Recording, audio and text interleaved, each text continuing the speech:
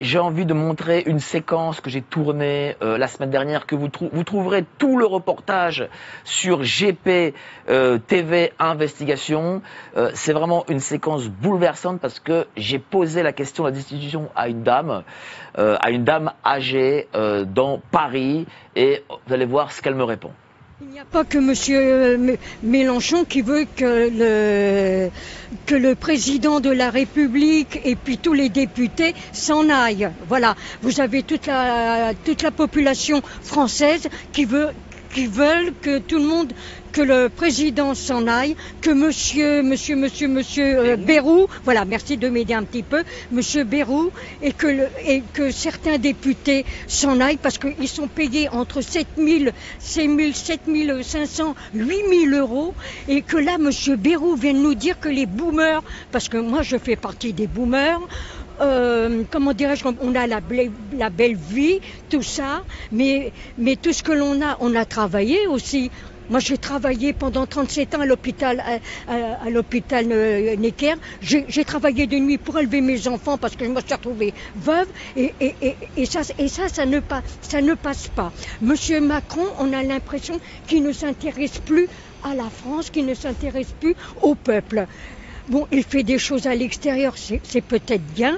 Bon, moi, je ne connais pas tout ce qu'il fait, et je ne comprends pas tout, hein. Bon, mais on a l'impression qu'on est abandonné, qu'il abandonne son peuple. Tout va brûler, tout va casser, tout va machiner. Et on accepte ça. Je comprends, je ne dis rien contre la police parce qu'elle fait ce qu'elle peut. Et on accepte ça. Non, de toute façon, on est dans un pays. Les criminels, vous pouvez tuer, c'est pas grave, de toute façon vous ne serez pas punis, mais vous les victimes, alors là, qu'est-ce que vous faisiez là? Pourquoi, hein? On s'en vendrait presque qu'aux victimes, que ceux qui tuent, qui volent, qui... Oh non. Macron doit partir. Oui, nous aimerions. Mais bon, vous avez entendu qu'il a dit qu'il resterait jusqu'au bout. Il va rester jusqu'au bout, rien que pour nous embêter. Voilà. Qu'est-ce que tu penses de ce témoignage? Je pense qu'il est très émouvant, ce témoignage, parce que d'abord elle elle dit tout haut ce que 99,5% des Français pensent, et elle a ce courage. Et en même temps, ce qui est désolant, et c'est là qu'il va falloir qu'un jour on prenne un virage institutionnel, c'est de voir que finalement on a élevé les gens dans l'idée que leur destin devait être régi par un homme providentiel vers lequel on se retourne comme un enfant se retourne vers son papa ou sa maman. Je crois qu'il est temps plus que jamais de reparler de la démocratie. On ne peut pas continuer à vivre dans un système où on attend finalement du président de la République, dont ce n'est pas le rôle constitutionnel de régler les problèmes des uns et des autres. Je veux dire que nos institutions ne fonctionnent plus comme elles devraient fonctionner. Puisque aujourd'hui, on est dans un régime présidentiel, monarchique, où finalement tout le monde est aux ordres du président. Le législateur et le pouvoir législatif est aux ordres de l'exécutif, le pouvoir judiciaire est aux ordres de l'exécutif. L'exécutif fait les lois et l'exécutif interprète la Constitution comme ça l'arrange. L'exécutif est devenu un monarque. Et ça, c'était le glissement que nous annonçait Mendes France dès la publication de la Constitution de 58.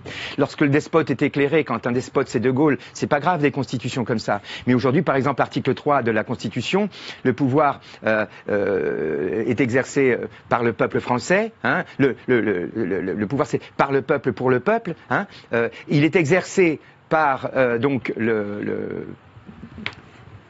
gouvernement et par voie de référendum, d'accord? Non.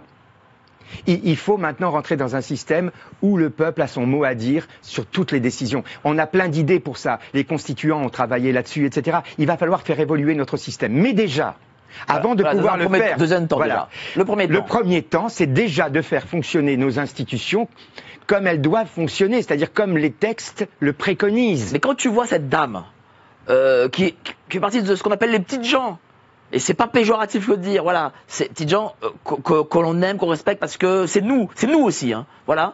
Et quand on la voit à bout, elle pourrait être notre mère, on la voit à bout. Elle me donne envie de pleurer de fierté, parce que je sens sa révolte, parce qu'elle exprime sa révolte, elle a ce courage. On parle quand même d'une personne qui a plongé notre pays dans le chaos. Je te signale qu'aujourd'hui, la France va être en défaut de dette. C'est-à-dire que la France ne va même plus pouvoir emprunter par rapport aux notations qui autorisent les emprunts. Et on a quand même un pays aujourd'hui qui affiche, bilanciellement, officiellement, on est au-delà de 3 400 milliards, mais si tu additionnes tout ce qui est hors bilan, tu vois, je veux dire, les retraites des fonctionnaires, les garanties publiques, les dettes de l'administration, on est autour de 7 000 milliards de dettes. Le Mozart de la finance, il nous a collé 7 000 milliards de dettes. Ça veut dire qu'aujourd'hui, un enfant qui naît en France, il naît avec 100 000 euros de dette au-dessus de la tête. 100 000 euros, un enfant qui naît aujourd'hui en France. Et ce gars-là fait le kéké, joue à la guéguerre, va s'envoyer en l'air dans les hôtels avec son copain Zelensky, aux frais de la princesse, d'accord, veut faire tuer des gens, menace la sécurité de notre pays. Fait du surf à Brégançon. Et nous explique qu'il va encore falloir se serrer la ceinture. Attention, pas les riches, hein, uniquement les pauvres. Ceux qui sont déjà comme ça, il va falloir qu'ils soient comme ça. Et puis quoi encore? C'est ce que dit cette dame. Donc aujourd'hui, il y a même plus à discuter. Il faut éjecter ce type. Il faut le dégager. Il faut dégager ce type. Et aujourd'hui, ceux qui peuvent le dégager le plus facilement, ce sont les députés et les sénateurs. C'est aujourd'hui la représentation nationale qui porte sur ses épaules la responsabilité de tout ce que nous subissons en France, y compris des risques que cet individu fait peser sur notre pays. Aujourd'hui, tous ceux qui sont assis sur un fauteuil de députés et de sénateurs sont les seuls responsables de la situation dans laquelle nous sommes. Vous êtes les seuls responsables. Quand il y a un dingue président et que vous avez les moyens de le destituer, vous devez le destituer. Et il n'y a même plus à discuter. C'est la volonté du peuple français. Et c'est la volonté du peuple français qui a exprimé cette dame avec plus de douceur et plus de gentillesse que moi, mais je sais que dans son cœur, il y avait la même révolte et la même colère. Alors pardonnez ma colère, je vais me calmer un petit peu, mais cette dame, elle a réveillé ma colère. Parce que quand je vois que cette dame est capable de le formuler comme elle le formule, j'attends demain du peuple français qu'il en fasse autant. J'attends demain que le peuple français exige de la représentation nationale à la demande de M. Mélenchon, rendons à César ce qui appartient à César, que le peuple français exige la saisine de la haute cour, le déclenchement protocolaire des mesures fixées par l'article 68 de notre Constitution, devant aboutir à la destitution du président de la République s'il a manifestement manqué à ses obligations, ce qui est manifestement le cas.